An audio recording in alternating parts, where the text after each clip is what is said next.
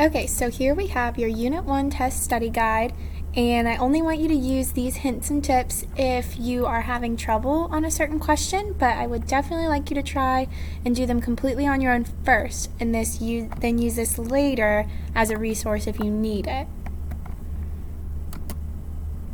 Alright, so question 1. We have quadrilateral E, F, G, H.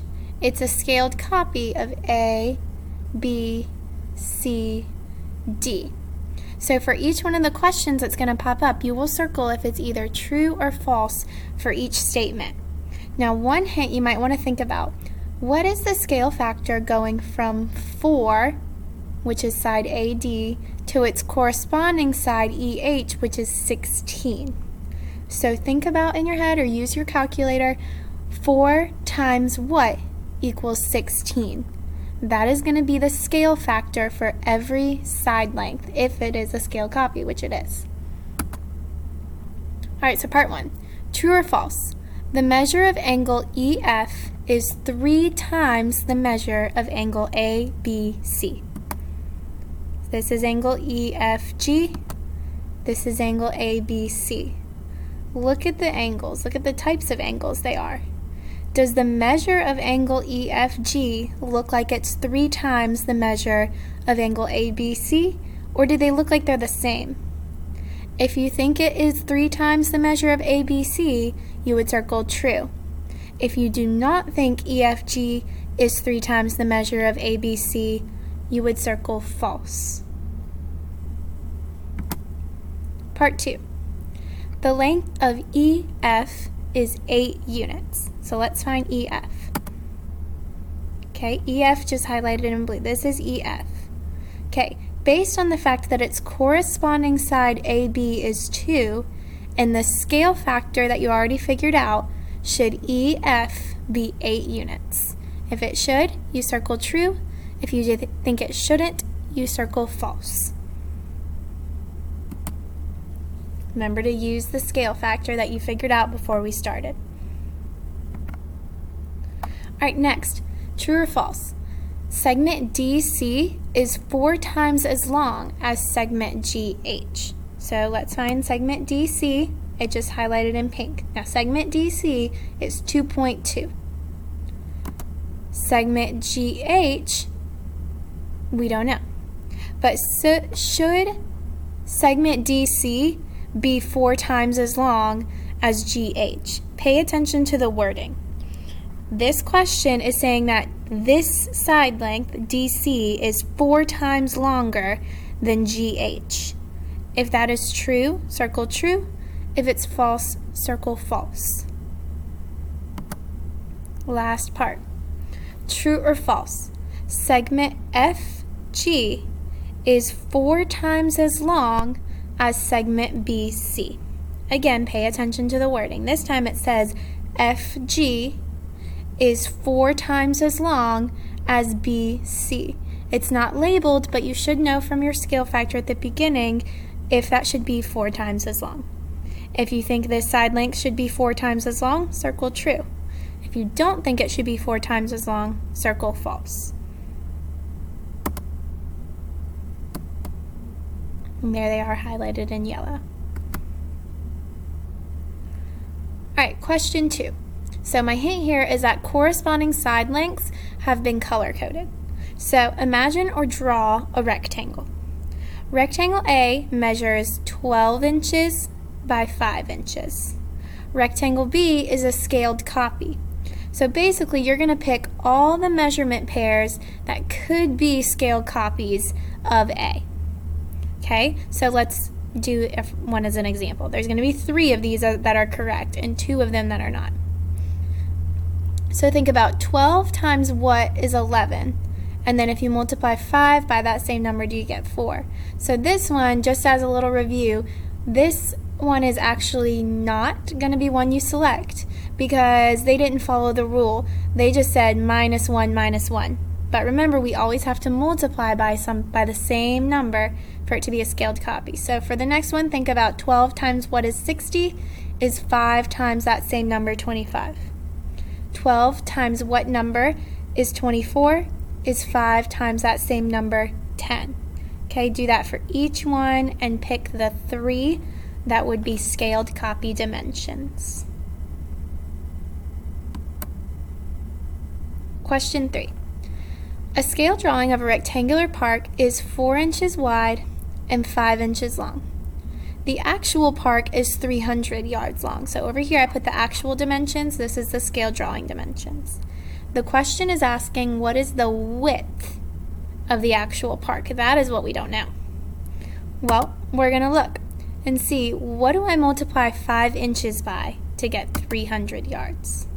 So 5 times what equals 300? That's going to be your scale factor, or how many yards per inch, per 1 inch. So if we don't know that, we can work backwards and we can say, I don't know what this scale factor is, but I can find that missing factor by taking 300, dividing it by 5 to get the scale factor. Then apply that and say, okay, now that I know the scale factor, I'm going to do 4 inches times that scale factor to give me the number of yards. So apply the same scale factor you get going from 5 to 300 to get from 4 to the unknown length of the park. Question 4. Here is a polygon. That's a closed figure. That's what we call a polygon. You're going to draw another scaled copy with a scale factor of 1/4. Okay, so remember, if it's a scale copy, it should be the same shape. Since we have kind of like an L shape here, you are going to be redrawing an L shape over here. All right, so here's some hints. Because the scale factor, that was 1/4, is less than 1, the figure is going to get smaller. So step 1, on your paper, I want you to label all the original side lengths. So we see here, this is 1, 2, 3, 4. So I labeled it 4. This side is 1, 2, 3, 4. Label it 4. 1, 2, 3, 4, 5, 6, 7, 8. Label it 8. 1, 2, 3, 4. Label it 4. 1, 2, 3, 4, 5, 6, 7, 8, 9, 10, 11, 12. Labeled AB, side AB is labeled 12. Okay, and then 1, 2, 3, 4, 5, 6, 7, 8. Side AC is 8. Label it 8. Now that we know the side lengths, we will multiply our scale factor by each side length to redraw the figure. So I'll tell you one of them as an example. Side CD is 4. 4 times 1/4. Or if you would rather do, you could do 4 times 0.25 because that's the same number as 1/4. 4 times 1/4 is 1. So you should pick up your pencil and redraw CD as 1 unit. Label this point C and label this point D. Do that process for all 1, 2, 3, 4, 5, 6, for all 6 sides of this figure. Make sure you label the letters in each of the vertexes so that I know which ones are which.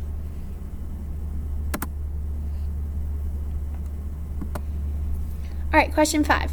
Here's a different polygon. You're going to draw this scaled copy with a scale factor of 4. This is a different scale factor than last time.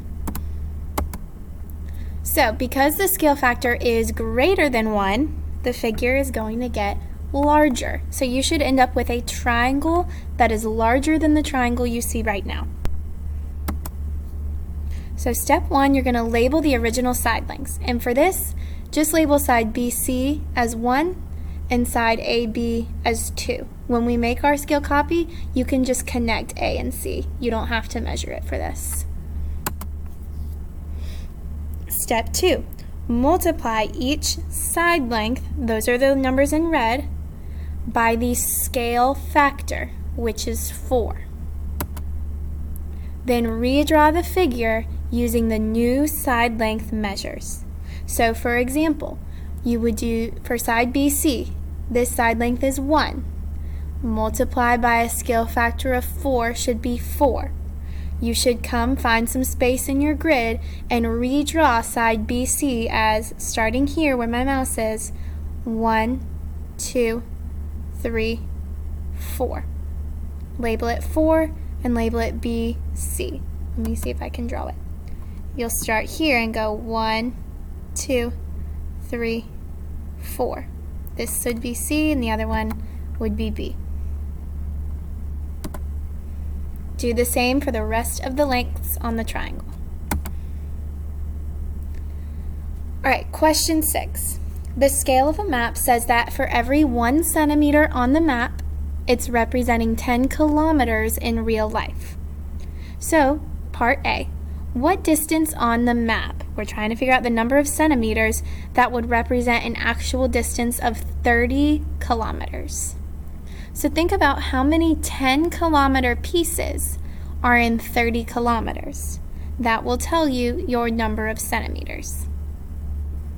For part B, says what is the actual number of kilometers that's represented by 6 centimeters. So if 1 centimeter represents 10 kilometers, 6 centimeters is going to represent how many kilometers? The color coding here should help you organize the work a little easier. Question 7. There are 2 different maps of Iowa. So part 1. The scale on the first map is 1 centimeter will represent every 6 kilometers in real life. The distance from Mount Pleasant to Burlington in the map is 8 centimeters. Figure out what is the actual distance from Mount Pleasant to Burlington in real life. So every 1 centimeter represents 6 kilometers. So think about 8 centimeters represents how many kilometers? You're going to need this answer for your next question. The next question says the scale on the second map is going to be 1 centimeter. On this map will represent 10 kilometers in real life. You already figured out the real life distance in part 1 based on the first map. Now you're going to use this real life distance to help you with part 2. So what is the distance from Mount Pleasant to Burlington on the second map?